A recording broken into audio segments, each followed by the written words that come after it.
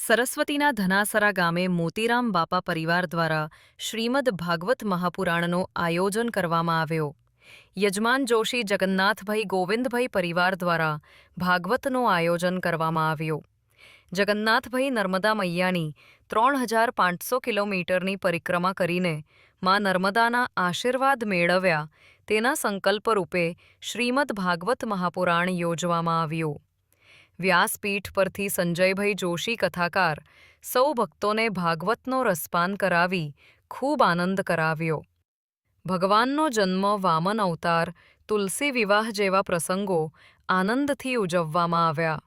યજમાનના નાનાભાઈ જોશી ડાયાભાઈ પોતાની આયાભાઈ પોતાની સરકારી નોકરીમાંથી નિવૃત્ત થયા.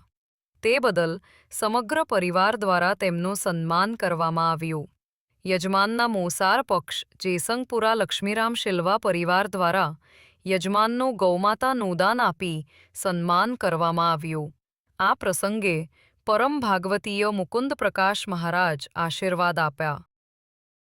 તુલસીદાસ અડધી રાતે જમના પાર કરીને આવ્યા છો. તુલસીદાસ આ હાડકા અને હાડ પિંજર માટે હાંડ માસકી મમ દેહી તામે ઇતની પ્રીત આધી જો રામ સો ઉતરે ભવ પીર ઉતરે ભવ